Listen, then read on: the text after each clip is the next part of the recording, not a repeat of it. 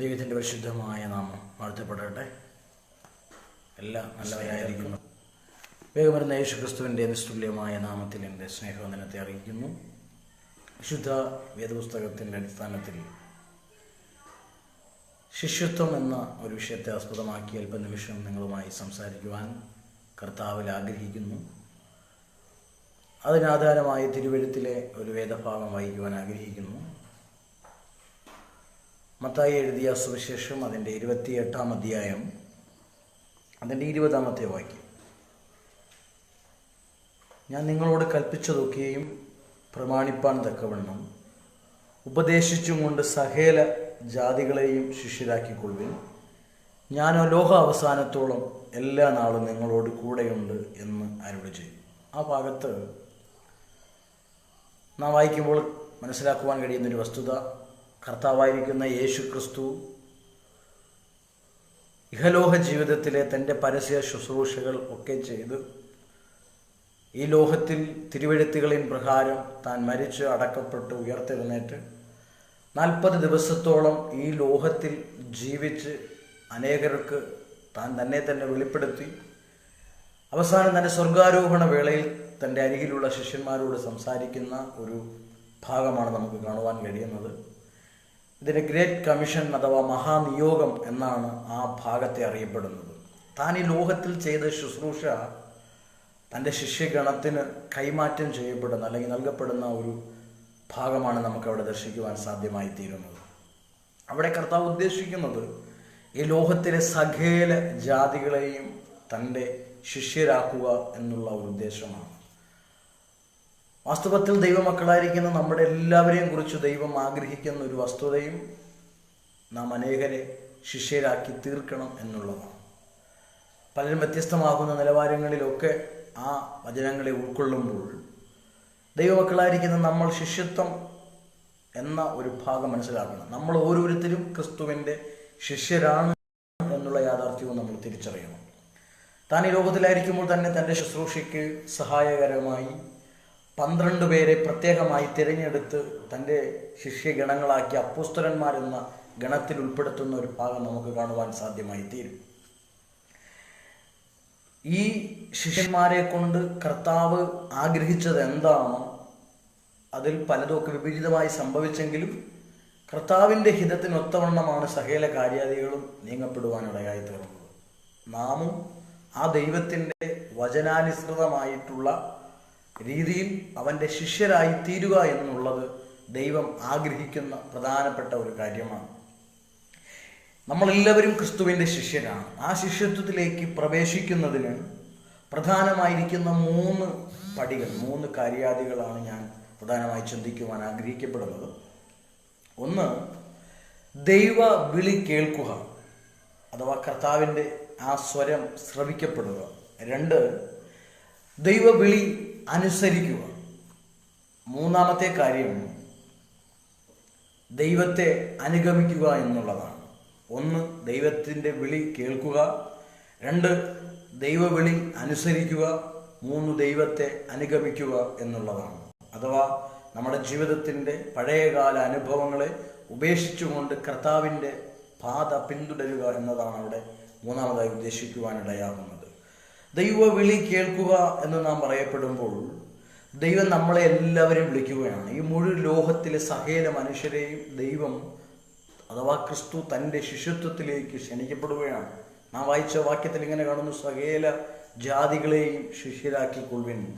സകലരും യേശുവിൻ്റെ ശിഷ്യരായി തീരണമെന്ന് കർത്താവ് ആഗ്രഹിക്കുകയാണ്. എന്നെയും നിങ്ങളെയും കുറിച്ച് കർത്താവ് ആഗ്രഹിക്കുന്നത് നമ്മൾ യേശുവിൻ്റെ നല്ല ശിഷ്യരാണ്. ആ കർത്താവിൻ്റെ വിളി കേൾക്കുക എന്നുള്ളതാണ് പ്രധാനമായിരിക്കുന്ന ഒരു നമ്മുടെ ജീവിതത്തിലെ ആദ്യത്തെ പടി എന്ന് പറയുന്നത്. ഈ വിളി കേൾക്കുക മാത്രമല്ല, ആ വിളി അനുസരിക്കാൻ തയ്യാറാകണം. ആ വിളി എന്താണെന്ന് മനസ്സിലാക്കുവാനും അത് അനുസരിക്കുവാനുമുള്ള ഒരു മനോഭാവം നമുക്കുണ്ടാകണം. അബ്രഹാമിൻ്റെ വിളിയെക്കുറിച്ച് നാം ഉൽപ്പത്തി പുസ്തകം പഠിക്കുമ്പോൾ അവിടെ നമുക്ക് കാണുവാൻ സാധ്യമായി തീരും. അതുപോലെ തന്നെ മോശയെ ദൈവം ശുശ്രൂഷയ്ക്കായി വിളിക്കുന്ന ഒരു ഭാഗം നമുക്ക് ദർശിക്കുവാൻ സാധ്യമായി തീരും. അവിടെ അബ്രഹാമിനെ കർത്താവ് വിളിക്കുമ്പോൾ ആ ഊർ എന്ന പട്ടണത്തിൽ നിന്നും ജാതീയ വിഗ്രഹങ്ങളെ ഉണ്ടാക്കുകയും അതിനെ ആരാധിക്കുകയും അതിൻ്റെ എന്താ പറയാൻ ഒരു അനുഭവത്തിലേക്ക് നീങ്ങപ്പെട്ടുകൊണ്ടിരുന്ന ഒരു വ്യക്തിയായിരുന്ന അബ്രഹാമിനെ കർത്താവ് വിളിക്കുന്നു. ആ ജീവനുള്ള ദൈവത്തിൻ്റെ ശബ്ദം ആദ്യമായി അബ്രഹാം കേൾക്കുകയാണ്. ആ വിളി കേട്ട മാത്രയിൽ ആ വിളി അനുസരിക്കാനായിട്ട് അബ്രഹാം അവിടെ തയ്യാറാവുകയാണ്.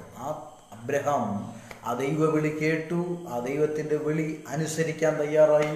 മൂന്നാമത്തെ സ്റ്റെപ്പായിരിക്കുന്ന ആ വിളിക്കൊത്തവണ്ണം ആ വാക്കിനനുസൃതമായി പിന്തുടരുവാൻ പഴയതിനെ ഉപേക്ഷിച്ചുകൊണ്ട് അബ്രഹാമിനെ വിളിക്കുമ്പോൾ പിതാവ് എങ്ങനെയാണ് പറഞ്ഞത്? എൻ്റെ പിതൃഭവനത്തെയും എൻ്റെ ചാർച്ചക്കാരെയും സ്വദേശത്തെയും മറന്നുകൊണ്ട് കാണിപ്പാനിരിക്കുന്ന ദേശത്തേക്ക് നീ യാത്രയാകണം. അങ്ങനെ കാണിപ്പാനിരിക്കുന്ന ആ ദേശത്തേക്ക് അബ്രഹാം യാത്രയാവുകയാണ്.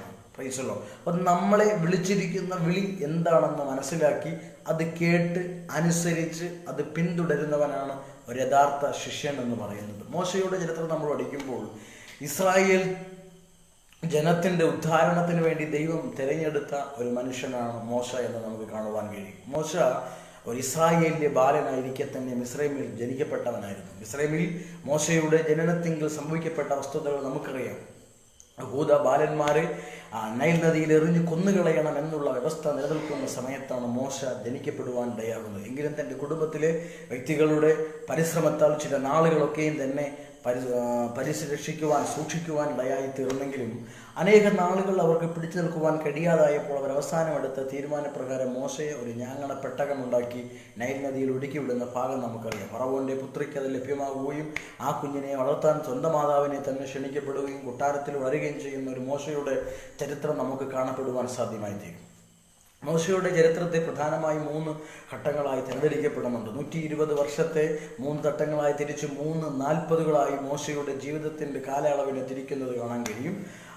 ഫറവോന്റെ കൊട്ടാരത്തിൽ വസിക്കപ്പെട്ട 40 വർഷങ്ങൾ മോശയ്ക്കുണ്ടായിരുന്നു. രണ്ടാമത്തെ 40 വർഷങ്ങളിൽ ഇത്രോയുടെ ആടുകളെ മേച്ചുകൊണ്ട് വനാന്തരത്തിൽ കഴിഞ്ഞ ഒരു 40 വർഷം മോശയ്ക്ക് കാണപ്പെടാൻ കഴിയും. അടുത്ത 40 വർഷം എന്ന് പറയുന്നത് അവിടെ നിന്നും ദൈവവിളി കേട്ട് മനസ്സിലാക്കി വീണ്ടും മടങ്ങി വന്ന് ഇസ്രായേൽ ജനത്തെ മിസ്രൈമിൽ നിന്നും ഉദ്ധരിച്ചുകൊണ്ട് കാണിപ്പാനിരിക്കുന്ന ദേശമായിരിക്കുന്ന വാഗ്ദത്ത ദേശത്തേക്ക് യാത്രയാകുന്ന ആ 40 വർഷവും നമുക്ക് കാണുവാൻ സാധ്യമായി തീരും. അതുപോലെ തന്നെ ആ മോശയുടെ ചരിത്രം നമ്മൾ പഠിക്കുമ്പോൾ മോശയെക്കുറിച്ച് ദൈവത്തിൻ്റെ പദ്ധതി പ്രകാരമുള്ള സകലവിധമായിരിക്കുന്ന കാര്യാദികളും ഗ്രഹിപ്പാൻ മോശയെ ദൈവം വിളിക്കുന്ന സംഭവം നമുക്കറിയാം. വനാന്തരത്തിൽ ആടുകളെ മേച്ചുകൊണ്ടിരിക്കുമ്പോൾ മോശ കാണുന്ന ഒരു കാഴ്ച, മുൾപടർപ്പ് കത്തുന്ന ഒരു കാഴ്ച. സാധാരണഗതിയിൽ ആ വനാന്തരത്തിൽ പല പ്രാവശ്യം മുൾപടർപ്പുകളും മറ്റു തര കാടുകളും ഒക്കെ കത്തിക്കരിയുന്നത് മോശ കണ്ടിട്ടുണ്ടാകാം. എന്നാൽ കത്തുന്ന തീ ദർശിച്ച മോശയ്ക്കൊരു കാര്യം മനസ്സിലാക്കി, ഇതൊരു സാധാരണ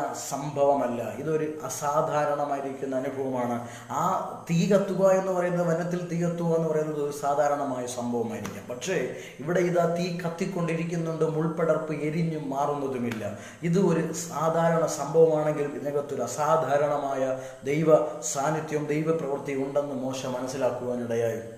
അങ്ങനെ ദൈവിക ശബ്ദം മോശ അവിടെ നിന്ന് കേൾക്കുകയാണ്. ആ വാക്കനുസരിച്ച് കൊണ്ട് വീണ്ടും ആ വാക്കിനനുസൃതമായി പിന്തുടരുവാൻ തയ്യാറാകുന്ന ഒരു മോശയെ നമുക്ക് കാണുവാൻ കഴിയും. ആ ദൈവ ശബ്ദം കേൾക്കുകയും ആ ദൈവശബ്ദം അനുസരിക്കുകയും ദൈവശബ്ദത്തിൻ്റെ പിൻപിൽ സമർപ്പിച്ചുകൊണ്ട് ഉപേക്ഷിക്കേണ്ടുന്നതിനെ ഉപേക്ഷിച്ചുകൊണ്ട് ആ പാത പിന്തുടരുന്ന ഒരു മോശയെ നമുക്ക് കാണാൻ കഴിയും. ഇതുപോലെ അനേക ഭക്തന്മാർ ദൈവസന്നിധിയിൽ ദൈവത്തിൻ്റെ വിളി കേട്ട് അനുസരിച്ച് അവൻ്റെ പാത പിന്തുടരുന്ന അനേകരെ നമുക്ക് കാണുവാനായി സാധ്യമായി തീരും.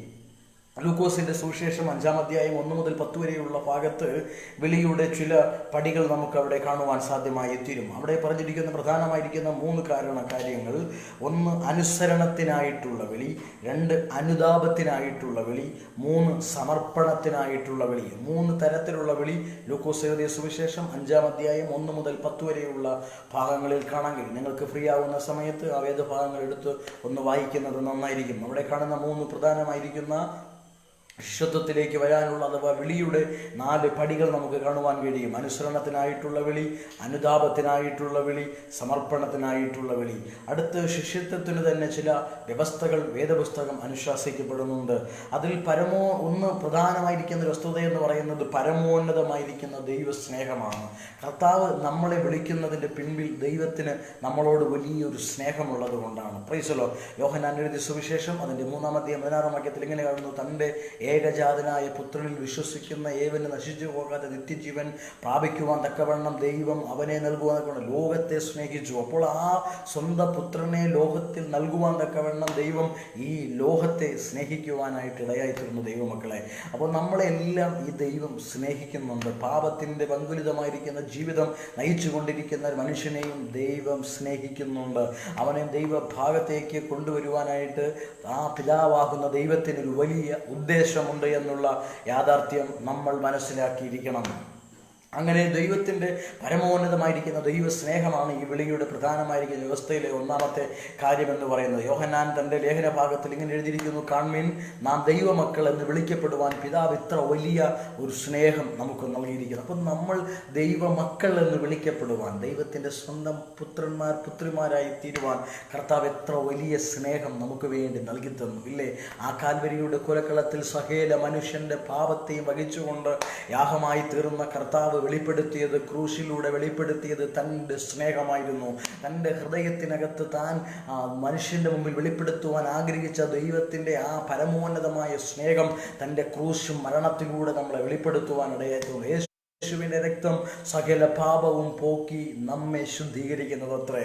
എൻ്റെ പാപം എത്ര കടും ചുവപ്പായിരുന്നാലും അത് ഹിമത്തെ പോലെ വെളുപ്പിക്കുവാൻ കഴിയുന്ന ആ യേശുവിൻ്റെ പുണ്യാഹമാകുന്ന രക്തം, ആ രക്തം ചിന്തിയിട്ടാണ് എന്നെയും നിങ്ങളെയും അവൻ ഈ പാപ പങ്കുലിതമായ അവസ്ഥയിൽ നിന്നും വീണ്ടെടുക്കുവാനിടയായി തീർന്നത്. ആ വീണ്ടെടുപ്പിൻ്റെ വിലയാകുന്ന യേശു ക്രിസ്തുവിൻ്റെ ആ പുണ്യാഹമാകുന്ന രക്തം അത് ഇന്നും ലോക മനുഷ്യൻ്റെ മേൽ പ്രവർത്തിച്ചു കൊണ്ടിരിക്കുന്ന ഒരു ഘടകമാണെന്ന് നമ്മൾ തിരിച്ചറിയപ്പെടണം. എൻ്റെ പാപം എത്ര കൊടും പാപമാണെങ്കിലും, അതെത്ര കടും ചുവപ്പായിരിക്കുന്ന ക്രൂരമേറിയ പാപത്തിൻ്റെ കറകളായി നിലനിൽക്കപ്പെടുന്നുണ്ടെങ്കിലും, ഒരുപക്ഷെ എൻ്റെ ശബ്ദം കേൾക്കുന്ന പ്രിയ സ്നേഹിതരെ, നിങ്ങൾ ഇതുപോയി വിധത്തിലുള്ള പാപപ്രവൃത്തികൾ ചെയ്തിട്ട് എൻ്റെ പാപം ദൈവത്തിന് ക്ഷമിക്കുവാൻ കഴിയുമോ എന്നുള്ള ചിന്താഗതിയോടുകൂടി നിങ്ങൾ ഇരിക്കുന്ന ഒരു വ്യക്തിയായിരിക്കാം. പക്ഷേ നിങ്ങളുടെ പാപം അതെത്ര വലുതാണെങ്കിലും അത് ക്ഷമിക്കുവാൻ, ആ പാപത്തെ കഴുകിക്കളയുവാൻ കഴിയുന്ന ആ പുണ്യാഹമാകുന്ന യേശു ക്രിസ്തുവിൻ്റെ രക്തത്തിൻ്റെ അരികിലേക്ക് നിങ്ങൾക്ക് ഏത് സമയത്തും അടുത്തു വരാം.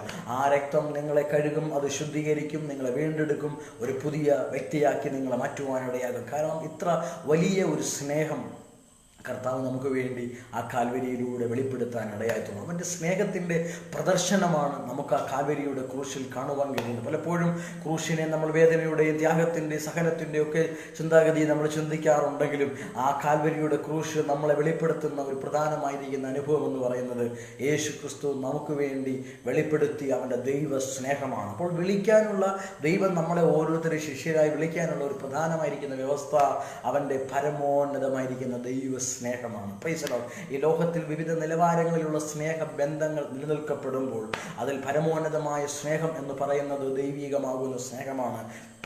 മൂലഭാഷയിൽ സ്നേഹത്തിന് വിവിധ വാക്കുകൾ ഉപയോഗിക്കപ്പെട്ടിട്ടുണ്ടെങ്കിലും ആ ദൈവ സ്നേഹത്തിൻ്റെ അർത്ഥം ഉൾക്കൊള്ളിച്ചുകൊണ്ട് പറഞ്ഞിരിക്കുന്ന പദം അഗാപ്പെ എന്നതാണ്. അഗാപ്പെ എന്ന് പറഞ്ഞാൽ പ്രതിഫലേച്ഛ കൂടാതെ വണ്ണം, അഥവാ സ്വന്തം സ്നേഹിതനോ കൂട്ടുകാരനോ മറ്റൊരു വ്യക്തിക്ക് വേണ്ടി സ്വന്തം പ്രാണൻ പോലും കൊടുക്കാൻ തയ്യാറായി അവനെ സ്നേഹിക്കുന്ന, പ്രകടിപ്പിക്കുന്ന സ്നേഹബന്ധത്തെയാണ് അഗാപ്പെ എന്ന് പറയുന്നത്. ഈ സ്നേഹബന്ധമാണ് കർത്താവായിരിക്കുന്ന യേശു ക്രിസ്തു കാൽവരിയുടെ ക്രൂശിലൂടെ വെളിപ്പെടുത്തുവാൻ ഇടയായത്. സ്വന്തം ജീവനെ, പ്രാണനെ വിലയേറിയതായിട്ട് എണ്ണാതെ സകല മുഴുവൻ ലോകത്തിൻ്റെ മനുഷ്യൻ്റെയും പാപത്തിന് പരിഹാരമായി നമുക്ക് വേണ്ടി നാം മരിക്കേണ്ടെന്ന സ്ഥാനത്ത് നമുക്ക് വേണ്ടി മരിക്കപ്പെടുന്ന ഒരു യേശു കർത്താവ്. ആ സ്നേഹമാണ് ദൈവ സ്നേഹം എന്ന് പറയുന്നത്. അതുകൊണ്ട് ദൈവമക്കളെ, ആ കർത്താവ് നമ്മളെ വിളിക്കുന്നുണ്ട്. ആ വിളിയുടെ പ്രധാനമായിരിക്കുന്ന വ്യവസ്ഥയുടെ ഒരു പ്രധാനമായ കാര്യം അത് പരമോന്നതമായിരിക്കുന്ന ദൈവ സ്നേഹമാണെന്ന് തിരിച്ചറിയണം. രണ്ടാമത്തെ കാര്യം വചനത്തിൽ നിലനിൽക്കുക എന്നുള്ളതാണ്. ദൈവ വിളി കേൾക്കുന്ന ഒരു വ്യക്തിയെ ദൈവ വചനത്തിൽ നിലനിൽക്കുകയും ചെയ്യുക എന്നുള്ളത് കർത്താവിൻ്റെ വ്യവസ്ഥയും അവൻ ആഗ്രഹിക്കപ്പെടുന്ന ഒരു പ്രധാനമായിരിക്കുന്ന കാര്യാദികളുമാണ്. ഇന്ന് അനേക വ്യക്തികൾ ഈ ദൈവ വചനത്തിൻ്റെ വ്യവസ്ഥകൾ മനസ്സിലാക്കാൻ തയ്യാറാകാതെ, വചനത്തിൻ്റെ വ്യവസ്ഥയിൽ നിലനിൽക്കാൻ തയ്യാറാകാതെ ഈ ലോകത്തിൻ്റെ വിവിധങ്ങളായിരിക്കുന്ന കാര്യാദികളിലൂടെയൊക്കെ കടന്നു പോകുമ്പോൾ യേശുവിൻ്റെ യഥാർത്ഥ ശിഷ്യനാകുവാൻ ആഗ്രഹിക്കുന്ന ഓരോ വ്യക്തികളും ദൈവവചനത്തിൻ്റെ പ്രാധാന്യതയും അതിൻ്റെ വ്യവസ്ഥയും മനസ്സിലാക്കി ദൈവവചനത്തിൽ നിലനിൽക്കപ്പെടുന്ന ഒരു അനുഗ്രഹിക്കപ്പെട്ട ക്രിസ്തീയ ജീവിതം പടുത്തുയർത്തുന്നവനായി തീരണം. വിവിധങ്ങളാകുന്ന കഷ്ടതകളും പ്രതികൂലങ്ങളും പ്രതിസന്ധികളും ഒക്കെ നമ്മുടെ ജീവിതത്തിൽ കടന്നു വരാം. എങ്കിലും അവയ്ക്കൊന്നിനും നമ്മളെ ഈ ക്രിസ്തുവിൻ്റെ സ്നേഹത്തിൽ നിന്ന് നമ്മളെ വേർപിരിക്കുവാൻ കഴിയത്തില്ല. വിശുദ്ധ അപ്പോസ്തലനായിരിക്കുന്ന പൗലോസ് ഇപ്രകാരം പറയുന്നു, ക്രിസ്തുവിൻ്റെ സ്നേഹത്തിൽ നിന്ന് വേർപിരിക്കുന്നത് ആര്? ഈ ലോകത്തിലുള്ള യാതൊരു കാര്യാദികൾക്കും, കഷ്ടതയ്ക്കോ നഗ്നതയ്ക്കോ ആപത്തിനോ വാളിനോ ഇവയ്ക്കൊന്നും ആ ക്രിസ്തുവിൻ്റെ സ്നേഹത്തിൽ നിന്നും എന്നെ വേർപിരിക്കുവാനായി കഴിയത്തില്ല. ദൈവമക്കളെ, അത്രത്തോളം അഗാധമായിരിക്കുന്ന ദൈവ സ്നേഹത്താൽ അവൻ ആകർഷിക്കപ്പെടുവാൻ ഇടയായിത്തീർന്ന മനുഷ്യനാണ് പൗലോസ്. അതുകൊണ്ട് തന്നെ ദൈവമക്കളെ, അത്രത്തോളം സ്നേഹം നമ്മുടെ മേലും കർത്താവ് വെളിപ്പെടുത്തിയിട്ടുണ്ട് എന്നുള്ള യാഥാർത്ഥ്യം തിരിച്ചറിഞ്ഞുകൊണ്ട് ആ വചനത്തിൻ്റെ വ്യവസ്ഥപ്രകാരം ജീവിക്കാൻ പ്രൈസല്ലോ. നെറ്റിൻ്റെ തകരാറ് മൂലമാണ് അല്പസമയം ഇതായി വന്നത്. മൂന്നാമത്തെ കാര്യം കർത്താവിൻ്റെ ക്രൂശ് വഹിക്കുക എന്നുള്ളതാണ്. യേശുവിൻ്റെ ക്രൂശ് നാം വഹിക്കുന്നവരായിരിക്കണം. കർത്താവ് നമ്മുടെ എന്താ പറയുക പിതാവായി നിലനിൽക്കപ്പെടുമ്പോൾ കർത്താവ് ഈ ലോകത്തിൽ തൻ്റെ സ്നേഹം വെളിപ്പെടുത്തിയത് ആ കാൽവരിയുടെ ക്രൂശിലൂടെയാണ്. ആ കർത്താവ് നമ്മളെക്കുറിച്ച് ആഗ്രഹിക്കുന്നത് തൻ്റെ ക്രൂശ് എടുക്കുക എന്നുള്ളത്. കർത്താവ് പറയുന്നു, എന്നെ അനുഗമിക്കുവാൻ ആഗ്രഹിക്കുന്നവൻ തന്നെത്താൻ ത്യജിച്ച് തൻ്റെ ക്രൂശ് എടുത്ത് എന്നെ അനുഗമിക്കട്ടെ. ഇന്ന് അനേകരും യേശു ക്രിസ്തു ചുമന്ന ആ ക്രൂശിൻ്റെ മാതൃകയിൽ പല ക്രൂശും ഒക്കെ ഉണ്ടാക്കി ചുമന്ന് നടക്കുന്ന അനേകരുണ്ട്. എങ്കിലും കർത്താവ് ആഗ്രഹിക്കുന്നത് ആ ഒരു പ്രവൃത്തിയല്ല, മറിച്ച് കർത്താവ് നമുക്ക് ഓരോരുത്തർക്കും ഈ ലോകത്തിൽ വഹിക്കുവാൻ പാകത്തിന് ഓരോരോ ക്രൂശുകൾ നമുക്ക് വേണ്ടി ഒരുക്കിയിട്ടുണ്ട്. ആ ക്രൂശുകൾ ദൈനംദിന ജീവിതത്തിൽ വഹിക്കുവാൻ തയ്യാറാകുന്നവനാണ് ഒരു ദൈവ പൈതൽ എന്ന് പറയപ്പെടും. നമ്മുടെ ജീവിതത്തിലുള്ള ഏത് പ്രയാസവും പ്രതികൂലങ്ങളും പ്രതിസന്ധികളും എന്തുമായിക്കൊള്ളട്ടെ, അതിനെ തരണം ചെയ്തുകൊണ്ട് ആ ക്രിസ്തുവിൻ്റെ ക്രൂശ് വഹിച്ചുകൊണ്ട് ദൈവകൃപയിൽ ജീവിക്കുവാൻ നമുക്ക് ഓരോരുത്തർക്കും കഴിയണം. ഈ ദിവസങ്ങളിൽ നമ്മുടെ ജീവിതത്തിൽ വരുന്ന ഏതൊരു പ്രതിസന്ധിയുടെ നടുവിൽ കർത്താവെ, ഞാൻ അങ്ങയുടെ ശിഷ്യനാണ്, ഞാൻ അങ്ങയുടെ ഒരു ശിഷ്യയാണ്, എൻ്റെ ജീവിതത്തിൽ വരുന്ന ഈ ക്രൂശ് ഞാൻ സന്തോഷത്തോടെ വഹിക്കുവാൻ ആഗ്രഹിക്കുന്നു. അതിനെ വായിക്കുമ്പോൾ നമ്മുടെ ജീവിതത്തിൽ ബലഹീനതയിൽ തികഞ്ഞു വരുന്ന ദൈവത്തിൻ്റെ ആ സ്നേഹം, മാധുര്യത, ദൈവകൃപ നമ്മുടെ മേൽ വെളിപ്പെട്ടു വരുവാൻ ഇടയായിത്തീരും. അനേക ഭക്തന്മാർ അവരുടെ ജീവിതത്തിൽ വിവിധങ്ങളാകുന്ന വ്യത്യസ്തമാകുന്ന അനുഭവങ്ങളിൽ ഈ പരിശോധനകളിലൂടെ കടന്നുപോയപ്പോൾ ദൈവത്തിൻ്റെ സന്നിധിയിൽ അവർ ആത്മീകമാകുന്ന നല്ല അനുഭവം, ആ തൻ്റെ അനുഭവത്തിൽ നിന്നുകൊണ്ട്, തൻ്റെ ആ പ്രതിസന്ധിയുടെ നടുവിൽ നിന്നുകൊണ്ട് താൻ ദൈവാത്മാവിൽ പാടിയ ഒരു പാട്ടിൻ്റെ ഈരടി ഇങ്ങനെയാണ്: ദോഷമായിട്ടൊന്നും എന്നോ എന്റെ താതൻ ചെയ്യയില്ല, ദോഷമായിട്ടൊന്നും എന്നോ എന്റെ താതൻ ചെയ്യയില്ല, എന്നെ അവൻ അടിച്ചാലും അവൻ എന്നെ സ്നേഹിക്കുന്നു, എന്നെ അവൻ അടിച്ചാലും അവൻ എന്നെ സ്നേഹിക്കുന്നു. ദുഃഖത്തിൻ്റെ പാനപാത്രം കർത്താവൻ്റെ കയ്യിൽ തന്നാൽ, ദുഃഖത്തിൻ്റെ പാനപാത്രം കർത്താവൻ്റെ കയ്യിൽ തന്നാൽ സന്തോഷത്തോടതു വാങ്ങി ഹല്ലേലൂയ പാടിയിടും ഞാൻ, സന്തോഷത്തോടതു വാങ്ങി ഹല്ലേലൂയ പാടിയിടും ഞാൻ. ദൈവമക്കളെ, നമ്മളെല്ലാവരെയും ആ അരുമനാഥനായിരിക്കുന്ന കർത്താവ് തൻ്റെ ശിഷ്യരായി തീർക്കുവാൻ ആഗ്രഹിക്കുന്നുണ്ട്. നമ്മെ ഓരോരുത്തരെയും തൻ്റെ ശിഷ്യരുടെ ഗണത്തിലേക്ക് ഉൾപ്പെടുത്തുവാൻ ആഗ്രഹിക്കുമ്പോൾ നാം ആ പാത വിട്ട് പിന്മാറിപ്പോകേണ്ടുന്ന ആവശ്യകതയുണ്ടോ? ആ കർത്താവ് നിങ്ങളെ സ്നേഹിക്കുന്നു, ആ കർത്താവ് നിങ്ങളെ വിളിക്കുന്നു. ആ ദൈവവിളി ഇന്നതെന്ന് മനസ്സിലാക്കിക്കൊണ്ട് ആ ശബ്ദത്തെ അനുസരിക്കുവാനും ആ ശബ്ദത്തെ മനസ്സിലാക്കി അറിഞ്ഞ് ആ പാത പിന്തുടരുവാൻ, നിന്റെ പഴയകാല അനുഭവങ്ങളെ മറന്നുകൊണ്ട് ഒരു പുതിയ ജീവിതത്തിലേക്ക് കടന്നു വരുവാൻ ഈ ദൈവം നിങ്ങളെ ആഹ്വാനം ചെയ്യുന്നു. ഒരു മനുഷ്യൻ സർവ്വലോകവും നേടിയാലും തൻ്റെ ആത്മാവിനെ നഷ്ടമാക്കിയാൽ അവൻ എന്ത് പ്രയോജനം? ലോകത്തിൽ നാം എന്തൊക്കെ നേടിയാലും നമ്മൾ നമ്മുടെ അകത്തെ മനുഷ്യനായിരിക്കുന്ന ആത്മാവിനെ നേടിയില്ലെങ്കിൽ, ആ കർത്താവിൻ്റെ ശിഷ്യഗണങ്ങളായി നമ്മൾ തീരപ്പെട്ടിട്ടില്ലെങ്കിൽ നമുക്കെന്ത് നേട്ടമാണുള്ളത്? ഒരുവൻ ക്രിസ്തുവിലായാൽ അവൻ പുതിയ സൃഷ്ടി, പഴയത് കഴിഞ്ഞുപോയി. കഴിഞ്ഞ കാലഘട്ടങ്ങളിൽ വിവിധങ്ങളാകുന്ന പാപപ്രവൃത്തികൾ നിങ്ങൾ ചെയ്ത വ്യക്തിയായിരിക്കാം. പാപത്തിൻ്റെ ആ ഭാരം നിങ്ങൾ ഇന്നും പേറിക്കൊണ്ട് നടക്കുന്ന വ്യക്തിയായിരിക്കാം. ആ യേശുവിൻ്റെ അരികിലേക്ക് ഇന്ന് കടന്നു വാ. എൻ്റെ പാപങ്ങൾ ഏറ്റുപറഞ്ഞ് ഉപേക്ഷിക്കാൻ തയ്യാറായാൽ കർത്താവ് നിന്നെ സ്നേഹിക്കും. അവൻ്റെ ശിഷ്യനാക്കി നിങ്ങളെ തീർക്കും. ഏറ്റവും അനുഗ്രഹിക്കപ്പെട്ട നിലവാരങ്ങളിലേക്ക് ദൈവം നിങ്ങളെ ഉയർത്തുവാനിടയാകട്ടെ. എൻ്റെ വാക്കുകൾക്ക് വിരാമം കുറിക്കുന്ന ഇതുവരെ എൻ്റെ ശബ്ദങ്ങൾ കേട്ടിരുന്നവർക്കും തുടർന്നുള്ള നാളുകളിൽ ഈ ശബ്ദങ്ങൾ കേൾക്കുന്നവരെയും ദൈവം ധാരാളമായിട്ട് അനുഗ്രഹിക്കട്ടെ എന്ന് ഞാൻ പ്രാർത്ഥിച്ചുകൊണ്ട് നിർത്തുന്നു. ദൈവം ധാരാളമായി നിങ്ങളെ അനുഗ്രഹിക്കട്ടെ. സ്വർഗത്തിലെ സകല ആത്മീക അനുഗ്രഹങ്ങളാലും എല്ലാ ഭൗതിക ശാരീരിക ആരോഗ്യ നന്മകളാലും ദൈവം നമ്മെ ഓരോരുത്തരെയും അനുഗ്രഹിക്കുമാറാകട്ടെ. ആമേൻ. God bless U.